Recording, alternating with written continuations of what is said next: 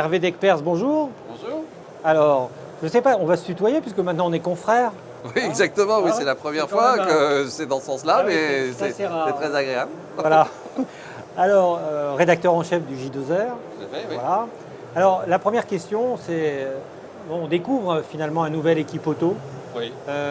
avec une grande désertion, on va dire, celle des grands équipementiers. Oui. Qu'est-ce que ça te procure comme sensation? Est-ce que Alors, tu as une remarque à faire là? alors à la fois, au départ, quand on a appris la défection de certains, ça nous a vraiment désolés, parce que les équipementiers qui sont sur la rechange ou sur la première montre, qui travaillent sur le marché français, devraient être sur le salon Équipe Auto. Et là, je vois, à l'inverse, que ça dope un petit peu le dynamisme et l'enthousiasme de tous ceux qui exposent aujourd'hui. Et on a véritablement des animations sympathiques, plein de bonnes choses. On a aussi une implication très forte des fédérations, peut-être plus que jamais, par rapport aux éditions précédentes. Là, on voit vraiment qu'il y a de l'animation. On a reçu énormément de communiqués de presse qui montrent que tous les exposants qui sont venus là ont envie de se défendre, ont envie de présenter des choses, ont envie de communiquer sur leurs produits, sur leurs services. Donc moi je trouve que c'est un bon équipe auto. Il y a des absents, mais ils le regretteront. Il faudrait qu'ils reviennent dans cette formule, dans une autre. Alors, les équipementiers qui sont présents, majoritairement, sont des fabricants d'équipements, de matériel de garage. Oui. Et puis, il y a des prestataires de services. Mais d'abord, matériel de garage, équipement d'atelier, outillage. Et quand on discute avec les réparateurs, en fait, c'est ce qu'ils viennent chercher à Équipe Auto. Plus que, finalement, de voir des équipementiers fabricants de pièces mécaniques. Tous ceux que j'ai interviewés disent on trouve ce qu'on vient chercher, en fait. Alors effectivement, les garagistes qui viennent sur Équipe Auto ont envie de voir de l'équipement de garage, ont envie de toucher le matériel. Or, un fabricant de pièces, il a la difficulté d'avoir des choses à présenter qui ne sont pas vivantes, qui ne sont pas animées. L'équipementier de garage peut faire des démonstrations, peut animer ces équipements. Et ça fait un petit peu comme les écoliers aussi, ils ont envie d'avoir leurs meilleurs outils, leurs nouvelles trousses, etc. Les produits qu'on a chez Facom par exemple, ça fait rêver les garagistes, ils ont envie de se faire plaisir aussi en venant là. Mais c'est surtout des gros investissements, donc ils viennent faire leurs investissements ou déterminer leurs investissements à venir sur Équipe Auto parce qu'ils ont la plus large palette.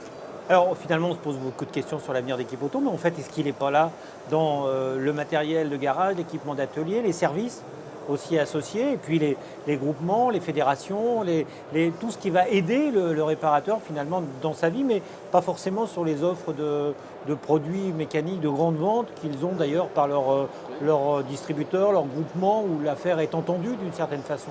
De toute façon, l'avenir du salon passe par les offres qu'ils vont pouvoir proposer aux réparateurs, aux carrossiers, au niveau de leurs besoins immédiats.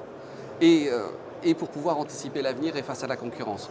Donc si le salon leur donne la possibilité d'avoir les meilleurs outils, les meilleures armes pour demain, on est dans le vrai. Et donc l'équipement de garage, l'équipement d'atelier, l'électroportatif, tout ça, ça correspond à leurs besoins d'aujourd'hui. Et surtout que les fabricants proposent aussi des séances de formation, des aides, des hotlines, etc. C'est tout ça qu'ils viennent chercher. Ce n'est pas seulement l'outil, l'équipement, c'est aussi les aides en termes de formation et d'information. Et là, on peut effectivement voir un avenir pour plus rieur et plus souriant pour Équipe Auto. Donc sans présager de l'avenir, on comptera, comme dit le proverbe, les bouses à la fin de la foire. Mais que finalement, on ne peut pas aujourd'hui, le premier jour, se dire on craignait un échec, mais finalement, qualitativement, on va peut-être avoir un succès. Et peut-être que même quantitativement, et dans le futur, en tout cas, si ça se poursuit comme ça, on aura un vrai salon qui correspondra à une vraie réponse et une vraie attente des réparateurs. Alors, tout à fait, d'autant qu'en 2013, on s'est posé les mêmes questions et on a obtenu le même résultat. C'est-à-dire que les gens se sont dit, finalement, on a fait un très très beau salon, on a envie de le refaire, c'est les commentaires qu'on avait eus nous dans le journal, et on revient. On a des grands retours aussi, même si on a 2 absences marquées. Ok, on ne va pas non plus tourner en boucle sur la question. Donc oui, on peut avoir cela, d'autant qu'il faut le noter, et ça sans référence à la FEDA, qu'il y a un renouveau aussi au niveau des managements des fédérations. et qu'on sent beaucoup plus animé. Comment ça, faut s'en faire référence à la FEDA?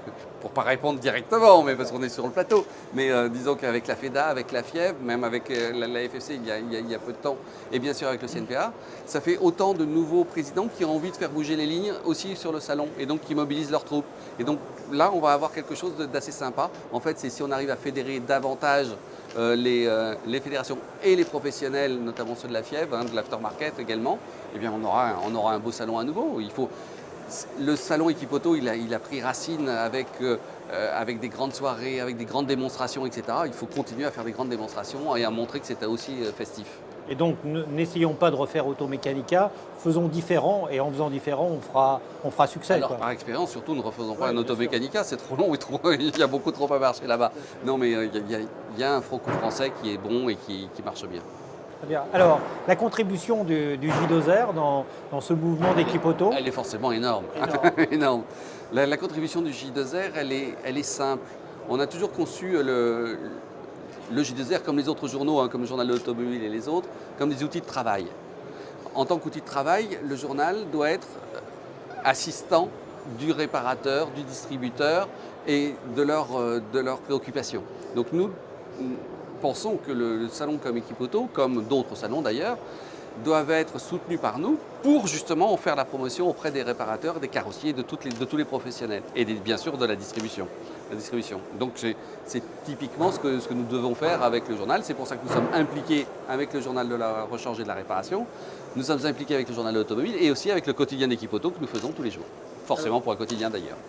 Alors, l'objectif du quotidien d'équipe auto, les grandes lignes éditoriales, c'est... Les grandes lignes, c'est déjà de montrer tous les secteurs d'activité qui sont représentés sur le salon.